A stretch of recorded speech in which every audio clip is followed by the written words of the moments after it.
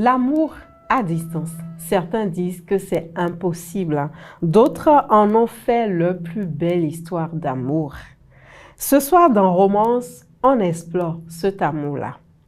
Celui qui survit malgré l'absence, celui qui survit malgré la distance, cet amour-là, qui loin des yeux, est tout près quelque part dans notre cœur. J'ai le plaisir d'accueillir sur ce plateau Madame Nanette Gandaro. Elle nous donnera son point de vue sur le sujet et nous dira l'essentiel sur la question de l'amour à distance. Elle qui est une passionnée de l'amour.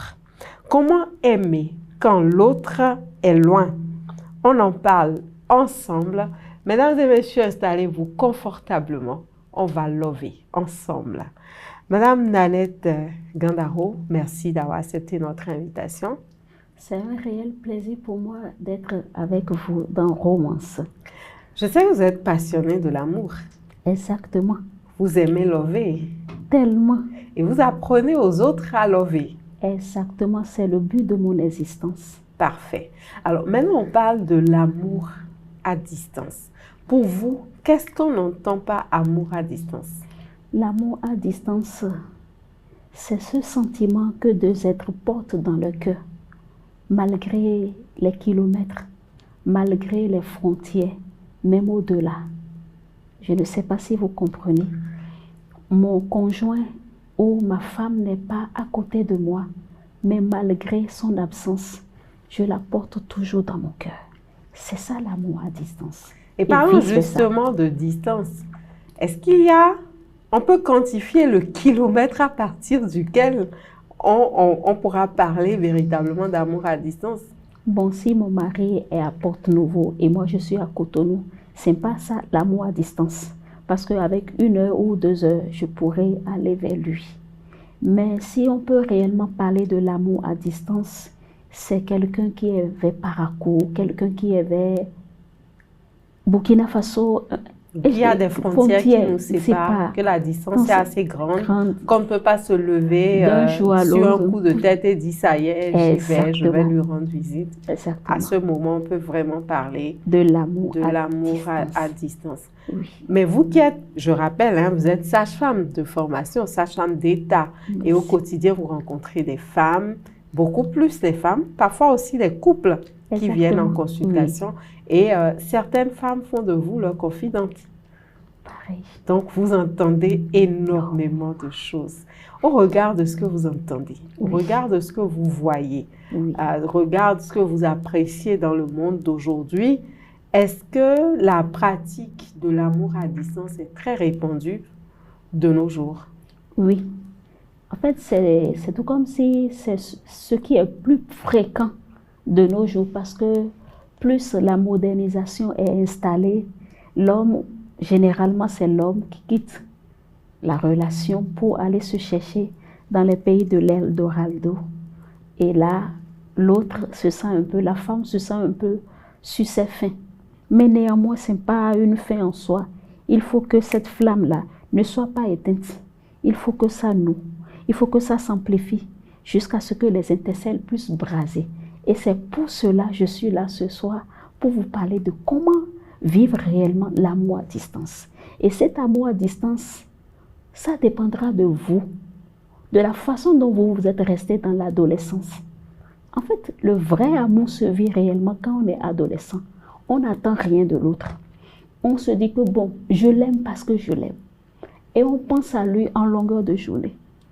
On pense à ses yeux, à sa bouche, à ses abdos, à tout ce qu'il a de beau, à son corps. À ce qu'il a de particulier. Exactement. Mais si on n'a pas la chance de vivre l'amour étant adolescent?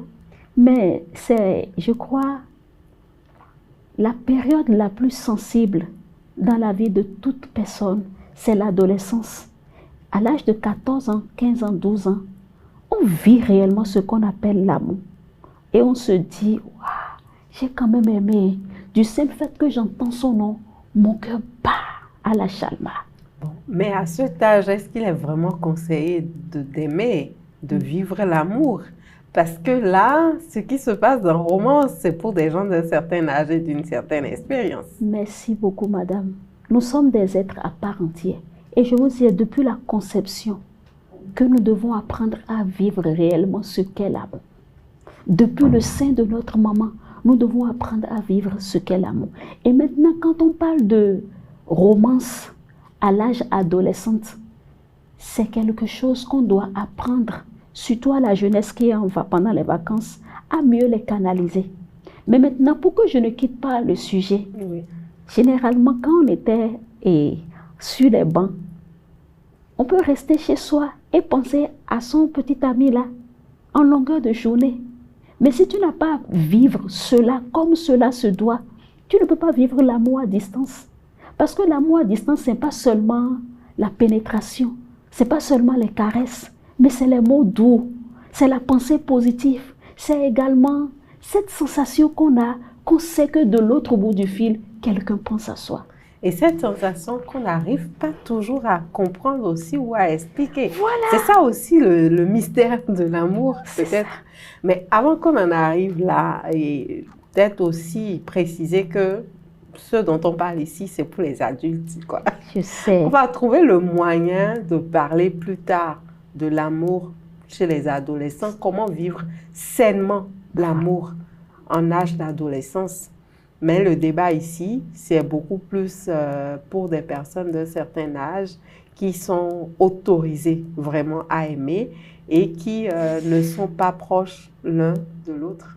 En fait, madame la romancière, quand tu me parles que certaines personnes sont autorisées, j'ai le cœur fendu.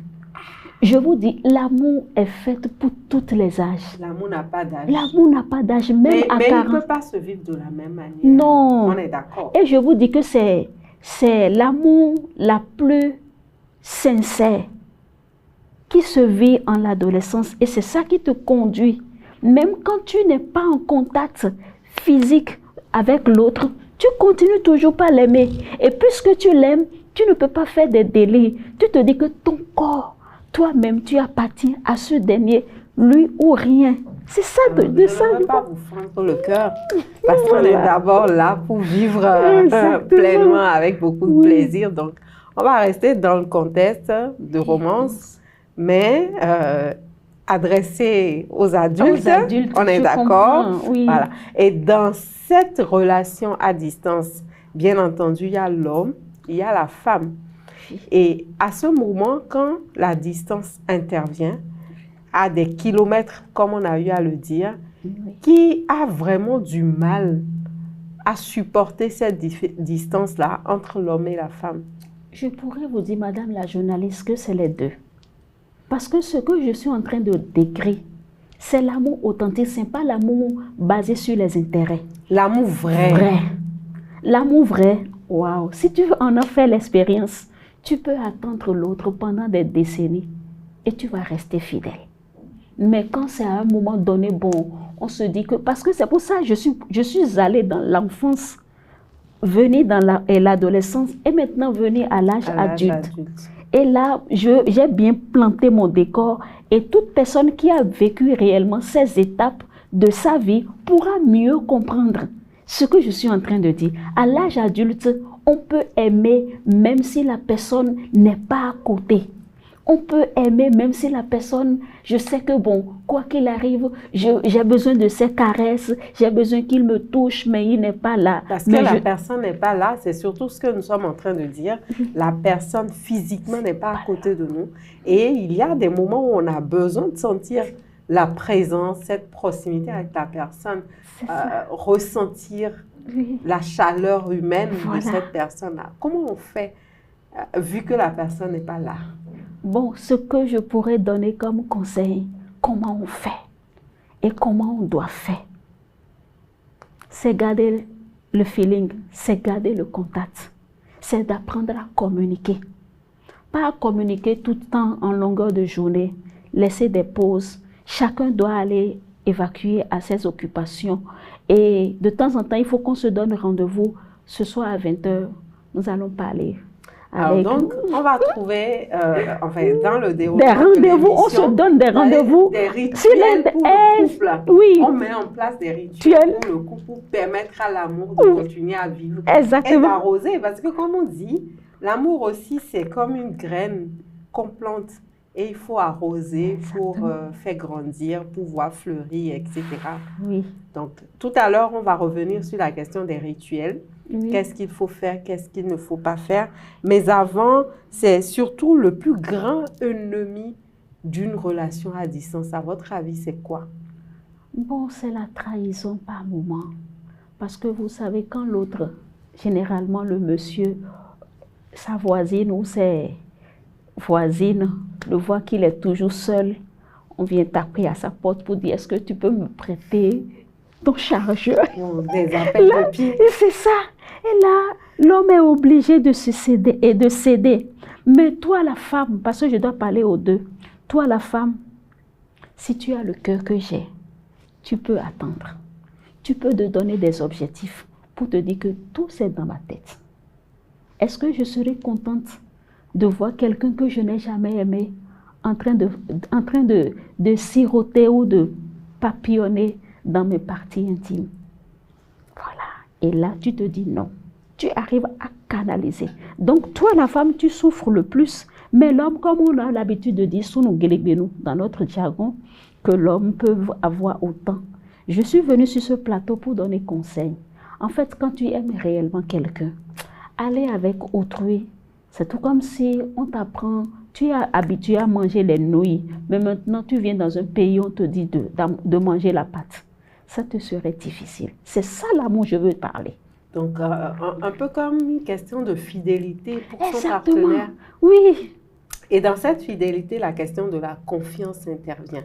Voilà. Quelle place la confiance occupe dans une relation à distance, surtout quand vous abordez la question comme ça en parlant de l'homme qui peut être tenté, même quand ce n'est pas lui-même qui va vers une femme directement, que des femmes peuvent venir vers lui et qu'il peut céder facilement.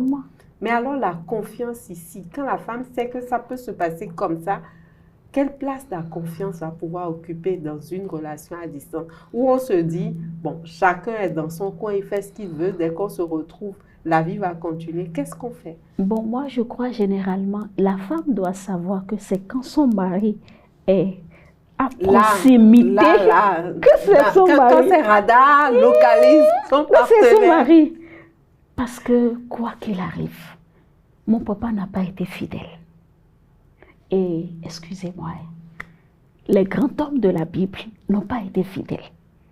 Et ce n'est pas moi qui viendrai sur ce plateau pour dire à un gentleman, quand les voisines vont déambuler, de dire non, j'attends l'autre. Ça fait 1 an, 2 ans, 3 ans, j'attends l'autre. Il va céder. Est-ce donc impossible d'attendre l'autre? Est-ce impossible dans une relation à distance de se dire, c'est mon partenaire, je l'attends le temps qu'il faut, je fais preuve d'abstinence, je ferme mes yeux à tout ce qui bouge autour de moi et que je reste vraiment fidèle à mon partenaire? Je sais pas mentir. C'est pas possible. C'est pas possible chez l'homme. Et chez la femme alors? Chez la femme, Dieu nous a dotés d'une certaine capacité de se maîtriser. Parce que, la société t'a déjà inculqué que bon, quand tu es une femme, qu'on a déjà dotée, et tu commets l'infidélité, tu es sous le joug de la tradition. Et tu te dis, bon, qu'en penseront les autres? Et s'il revenait, est-ce que j'aurais la possibilité de me laisser à lui sans avoir un pincement de cœur? Je parle de moi. Et je vais parler aussi... une question de conscience. Voilà. Si ta conscience est bonne, tu peux vivre l'amour à distance et rester fidèle à ton homme pendant au moins des années. Mais maintenant, si le désir sexuel devient de plus en plus intense, il y a des pratiques qu'il faut le faire. Excusez-moi, il y a des pratiques qu'il faut le faire. Oui, s'occuper. Il n'y a pas à vous excuser parce qu'on est d'abord là, vous l'avez dit, vous êtes là pour donner des conseils, pour aider à vivre au mieux et pleinement tout en étant bien épanoui sa relation, bien qu'elle soit à distance. Mais qu'est-ce qu'on fait quand, par exemple, j'ai besoin de la présence, de la chaleur de mon partenaire un soir où, par exemple, la température est telle qu'elle est, où j'ai envie de me blottir dans les bras de mon partenaire, et voilà qu'il est à 1000 km de moi. Oui. Comment je fais? Tu peux passer l'appel vidéo pour lui dire Des appels vidéo, par exemple. Oui, alors je veux te voir. Et tu es un peu sexy. Ah oui. Oui. Et vous commencez par dire des mots doux. Et ta journée, tu as mangé quoi? Est-ce que l'autre fois, tu as pu préparer macaroni que je t'ai apprise par téléphone? Parce que généralement, les hommes, nos mamans les gâtent tellement qu'ils ne savent pas trop se prendre en charge sur Donc, le plan. trouver des Voilà, sujets de discussion avec son partenaire. Voilà, pour que au moins qu'on garde le cap. Et ce n'est pas pour vérifier si dans les placards et autres, là, il n'y a pas une qui est cachée. Est-ce que c'est pas aussi, quand tu passes en appel vidéo, c'est pour remarquer que... Qu'il n'y a pas une présence... Il n'y a pas une présence extérieure qui est là? Est-ce qu'il y a... Non. En fait, si tu as déjà doté ton mental fort, parce que pour vivre l'amour réellement à distance, il faut être autonome mentalement. Il ne faut pas être une femme dépressive pour vivre l'amour à distance. Il faut se dire que bon, quoi qu'il arrive, s'il revient, il est à moi. Parce qu'il a fait le nécessaire. Je suis à lui et il est à moi. Tenez-vous bien, s'il n'y a pas trop d'engagement formel et tu passes toute ta jeunesse à attendre ce dernier qui peut te dire 5 ans après, va te chercher ailleurs. C'est une perte pour toi. Donc, ce que nous sommes en train de dire là, parce que c'est important d'arriver à bien situer le contexte. Nous sommes dans un contexte, c'est d'ailleurs pour ça que tout à l'heure je disais, c'est pour des gens d'un certain âge, simplement pour dire qui sont les deux partenaires, sont dans une relation bien établie, dans une relation, c'est pas des jeux c'est pas des petits jeux, c'est pas des amusements, c'est une relation réelle. Excuse-moi, je parle de déversement sexuel. Bon, voilà. Ça, j'apprends quelque chose là, de déversement sexuel. Donc, nous sommes dans une relation réelle où, au vu et au su de tout le monde, on est ensemble. Voilà. Il y a peut-être aussi des garanties. Vous avez parlé de la dot, du mariage, etc. Donc, on sait qu'on est ensemble et ce n'est pas une relation où, du jour au lendemain, le partenaire va dire « Écoute, je crois que j'en ai marre là. » C'est ça. Ou, comment on appelle, on te bloque, ou tu appelles, ça ne passe pas. Et il n'y a plus de silence radio, ça fait tellement mal. Alors, on revient dans le sujet pour voir les différentes techniques, les différentes façons d'arriver à maintenir la flamme de l'amour, à faire vivre l'amour malgré ces kilomètres qui nous séparent. Vous avez parlé d'appels vidéo, discuter, comment ça va. Mais je pense que ça, on le fait presque tous les jours. Au-delà de ces appels. On le fait si mal. D'accord. En fait, si c'est programmé dans ta tête qu'aujourd'hui, nous irons à la messe de l'amour. À la messe de l'amour. Bon, donc, dans le rituel du couple, on va intégrer la messe de l'amour. Qu'est-ce qui se passe à la messe? Voilà. On se dit que bon, je dois être un peu sexy, de vice-versa. Et on se dit des vérités. Tu m'as manqué, mais comment je t'ai manqué? Et on parle, on discute. Mais maintenant, par rapport à tel projet dont tu m'en as parlé, il faut avoir des sujets, pas de blabla, mais des sujets convaincants, où l'autre aura son intérêt.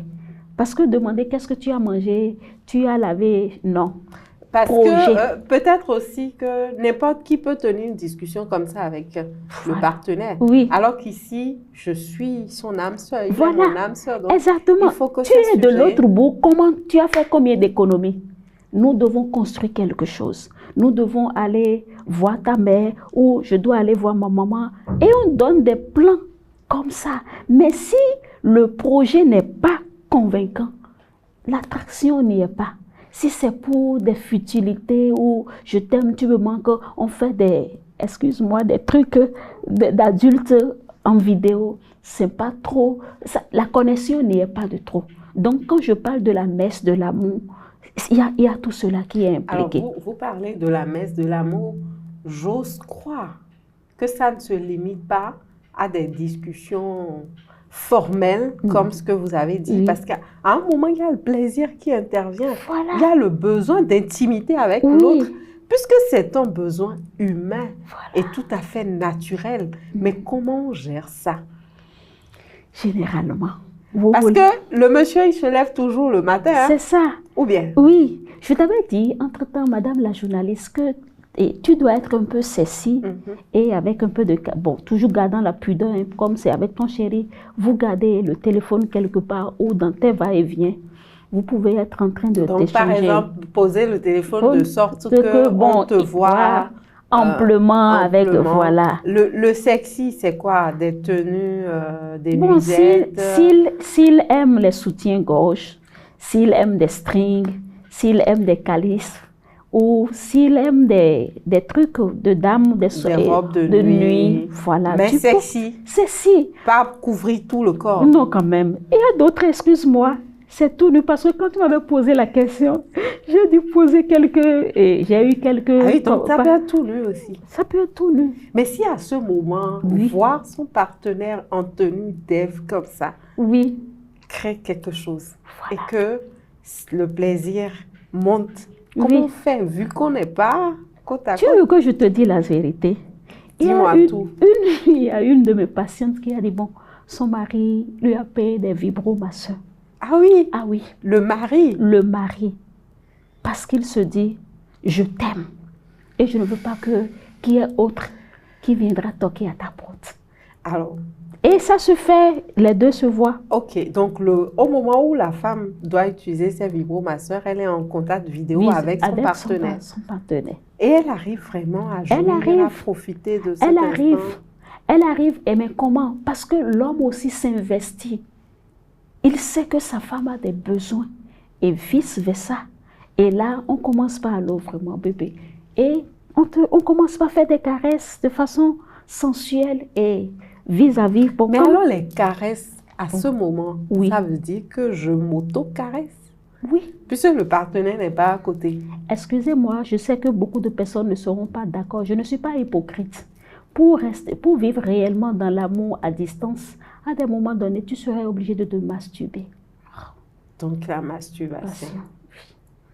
Alors, mais comment on arrive à faire? Parce que, est-ce qu'il n'y a pas des risques à la masturbation aussi? En fait, si l'hygiène y est, il n'y a pas de risque. Ce n'est pas une forte pénétration, mais au niveau des clitoris ou au niveau de toi, l'homme, tu peux mettre des gels lubrifiants pour pour évacuer. Parce qu'une fois, si le jargon est trop rempli, s'il n'y a pas une évacuation, ça crée des prostates à la longue. Mais maintenant, toi, la femme, si l'envie est trop intense et tu n'arrives pas à t'exploser, tu as des problèmes de dysurie ou des bas de dos, des douleurs de bas de dos ou au niveau de la pelvis. Donc là, à des moments donnés, ta main, tout est propre et tu peux aller de façon douce. Mais tout en restant en contact avec son partenaire, oui. Alors. Ou alors on peut se permettre de le faire seul. Bon, madame, tu sais que les trucs qui ne se disent pas sur les écrans, en tant que béninoise, on va me lapider, mais je m'en moque. Je ne suis pas hypocrite. Je sais que si je meurs aujourd'hui, je verrai mon Créateur. Après aussi, quand chacun se retrouve dans ces quatre murs-là, voilà. On ne sait pas toujours ce qui se passe. Voilà. Donc parfois, on ose dire tout haut ma chérie, ce que chacun fait. Tu sais, il y a des gens qui vivent dans des couples et qui sont à distance. Rester en couple et vivre encore l'amour à distance. Bien qu'étant ensemble, voilà. L'amour se vit à distance. Je te dis que les deux sont là parce qu'ils ne s'ouvrent pas l'un à l'autre. Et la femme préfère garder puisqu'il ne m'a pas pardonné, je ne vais pas faire le pas vers lui. Et l'homme aussi est capable d'aller dormir dans le canapé près de 3 mois. Arrêtez ça. C'est un péché contre la nature. Donc, ce que vous décrivez là, c'est le fait d'être ensemble, mais de ne pas profiter de cette présence ensemble, de ne pas vivre l'amour bien qu'étant ensemble. Oui. C'est ça. C'est l'orgueil, tout court. Donc, vous êtes ensemble, vous dormez dans sous le même toit, Mais puisqu'il y a des disputes, vous quittez le lit conjugal et vous dormez au canapé ou vous dormez continuellement dans votre chambre si vous êtes un peu émancipé. Et on se dit que bon, je vais la punir. Là, c'est l'amour aussi à distance. Et ça fait saigner les cœurs des femmes. Alors, ce qui nous intéresse ici, Voilà. c'est comment on vit véritablement l'amour à distance où chacun est enfin, il y a une distance qui est réelle. Pas une distance à proximité. À proximité. La vraie distance est là, des kilomètres nous séparent. Quelques conseils rapidement pour clôturer. Bon, quelques conseils. Vous savez, à des moments donnés, l'homme doit aller chercher ailleurs. Et généralement, c'est nous les femmes qui portons le poids. On se dit que bon, il y a des enfants au milieu de nous. Je ne peux pas laisser mon foyer. Je ne peux pas laisser mes enfants. Et tu es obligé de rester dans le foyer. Et si cela arrive, je t'invite à la fidélité. Je t'invite à la chasteté. Et également, je te dis de s'occuper de toi et de t'investir de façon autonome. Et là, les pulsions sexuelles qui arrivent de temps à autre, tu peux arriver à les surpasser. Mais j'ai besoin réellement de la communication étroite entre le partenaire qui est de l'autre bout du pays et celle qui est dans le foyer. En gros, on va retenir que c'est possible. Alors pour vous, c'est vraiment possible de vivre l'amour bien bien qu'il y ait une longue distance, une grande distance qui sépare les deux partenaires. Oui, c'est possible, ma chère. C'est possible parce que l'amour, ce n'est pas que le physique. L'amour, c'est au-delà des frontières. Même l'autre n'est pas à côté. Tu continues toujours par l'aimer. Et comme l'a dit, l'amour ne finit pas seulement au tombeau. C'est au-delà du tombeau. Bon, quelqu'un a dit que ça finit au tombeau aussi. Non. À un moment donné, il a changé de version. Il a compris que même après le décès de l'autre, l'amour continue. Voilà. Et ces moments, on va finir par là, ces moments où on a véritablement le désir de son partenaire, qu'on a envie de sentir son partenaire proche de soi, qu'est-ce qu'on fait? Quelles sont les différentes possibilités qu'on a? En fait, nous les femmes, nous avons peur de montrer notre vulnérabilité. Fais l'effort d'appeler ton mari pour dire, vraiment chérie, tu me manques.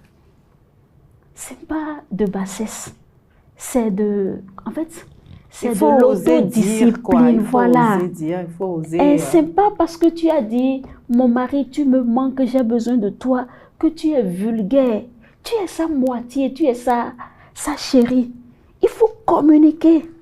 Donc, il faut oser dire à son partenaire. Oui. Et après, mettre en place des rituels au niveau du couple. C'est ça, hein? J'ai bien retenu la leçon. La messe de l'amour. La messe, célébrer, célébrer ensemble la messe de l'amour. Et dans cette célébration de la messe de l'amour, quels sont les grands moments forts de la messe? Il faut le sensuel. Il faut la voix.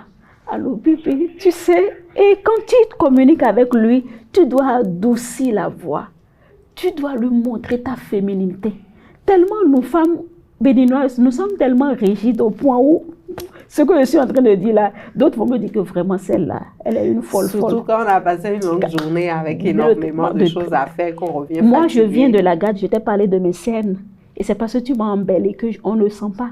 Mais néanmoins, comme j'aime mon métier et comme j'aime également réunir les couples, je suis venue.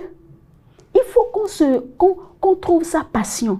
Il faut qu'on trouve comment on appelle, ce pourquoi on est réellement né. Et là, pour le faire, n'est pas un corvée. Et l'amour, c'est un don gratuit. C'est comme une source qui traverse les montagnes et vient abreuver la terre aride. Donc, tu avais raison tout à l'heure quand je parlais de vous comme étant une passionnée de l'amour. Parce que quand ça commence, c'est difficile de vous arrêter. Mais nous sommes au terme de cette émission. Peut-être juste en une phrase, un message à toutes ces personnes qui nous suivent. Juste en une phrase. Je vous aime et apprenez également à vous aimer. Et là, vous pourriez aimer l'autre sans intérêt. Merci. Alors, mesdames et messieurs, merci de nous avoir suivis. L'amour à distance, c'est choisir quelqu'un chaque jour sans même pouvoir toucher cette personne-là. C'est peut-être ça, le vrai amour, celui qui tient, même quand tout invite à lâcher. À très bientôt pour un nouvel épisode de Romance. D'ici là, aimez-vous, profitez de chacun des moments, de chaque moment que vous avez avec votre partenaire, parce que l'amour, sous toutes ses formes, ça se célèbre et c'est ce qu'on fait sur Romance.